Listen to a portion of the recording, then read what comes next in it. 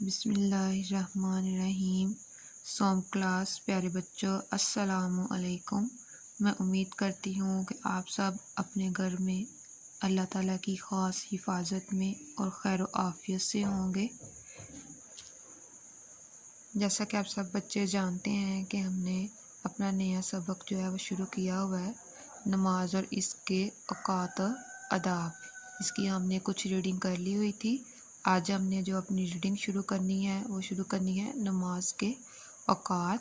آج دن بدھ ہے، lecture number 3، دوسرا ہفتہ، 12 مئی 2021 آج کی تاریخ ہے۔ نماز کے اوقات: فجر کا وقت پو پھوٹنے سے سورج نکلنے سے ذرا پہلے تک رہتا ہے۔ ظہر کا وقت دن کے ڈھلنے سے نماز عصر سے پہلے تک باقی رہتا ہے۔ عصر کا وقت دن کے آخری حصے میں سورج ڈوبنے سے پہلے تک باقی رہتا ہے۔ مغرب کا وقت سورج غروب ہونے سے لے کر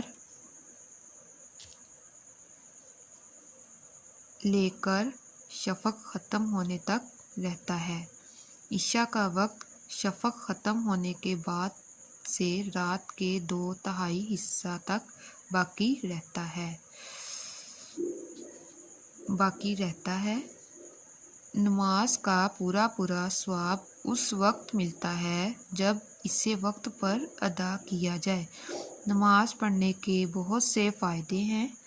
نماز پڑھنے سے انسان صاف ستھرا رہتا ہے۔ نماز پڑھنے سے انسان وقت کی پابندی کا عادی ہو جاتا ہے۔ نماز سے انسان برے کاموں سے بچا رہتا ہے۔ اس میں نیک کام کرنے کا شوق پیدا ہوتا ہے۔ باجماعت نماز پڑھنے سے آپس میں میل جول بڑھتا ہے۔ پیارے بچوں، آج ہم اپنی ریڈنگ یہاں تک مکمل کریں گے۔ اب ہم ساتھ ہی اس کے کچھ مشکل الفاظ کے جو معنی ہیں انہیں بھی دیکھتے ہیں۔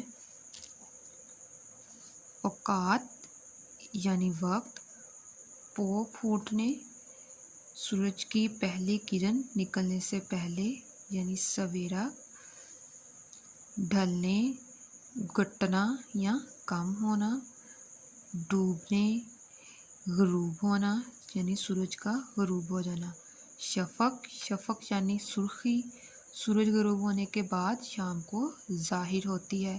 اکثر آپ نے بچوں دیکھا ہوگا شام کے وقت اگر آپ آسمان کی طرف نظر دوڑائیں تو آپ کو جو ہے وہ بادل جو ہیں، آسمان جو ہے وہ سرخ نظر آ رہے ہوتے ہیں۔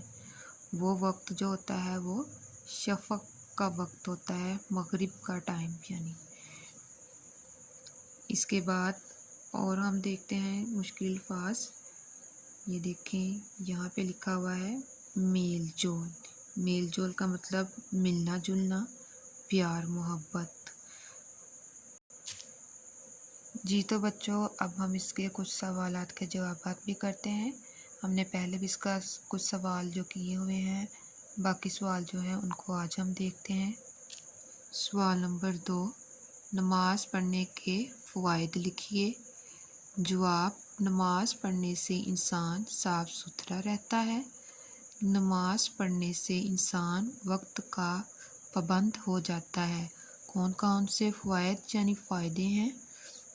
پہلا ہے نماز پڑھنے سے انسان صاف ستھرا رہتا ہے۔ دوسرا پوائنٹ ہے اس کا، نماز پڑھنے سے انسان وقت کا پابند ہو جاتا ہے۔ وقت کا پابند ہو جاتا ہے یعنی ہر کام جو ہے وہ وقت پہ کرتا ہے، وقت پہ نماز ادا کرتا ہے، وقت پہ کھانا کھاتا ہے، سوتا ہے، اٹھتا ہے۔ سوال نمبر 3، خانہ کعبہ کی اہمیت لکھیے۔ جواب: خانہ کعبہ مسلمانوں کا قبلہ ہے۔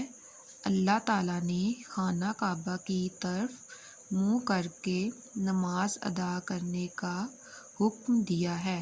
خانہ کعبہ کو اللہ تعالیٰ نے اپنا گھر کہا ہے۔ خانہ کعبہ کی اہمیت کیا ہے؟ خانہ کعبہ مسلمانوں کا قبلہ ہے، یعنی جس طرف مسلمان اپنا منہ کر کے نماز ادا کرتے ہیں، اللہ تعالیٰ نے خانہ کعبہ کی طرف منہ کر کے نماز ادا کرنے کا حکم دیا ہے۔ خانہ کعبہ کو اللہ تعالیٰ نے اپنا گھر کہا ہے۔ یہاں تک پیارے بچوں آپ نے اپنا کام مکمل کرنا ہے۔ اس کا بہت ہی اچھے طریقے سے آپ نے ہوم ورک بھی کرنا ہے اور اسکول میں جمع بھی کروانا ہے۔ بہت ہی نیٹ اور پیاری رائٹنگ میں آپ نے اپنا کام کرنا ہے، اور آپ سب کو میری طرف سے بہت بہت عید مبارک۔ اپنا بھی بہت سا خیال رکھیے گا۔ اللہ حافظ۔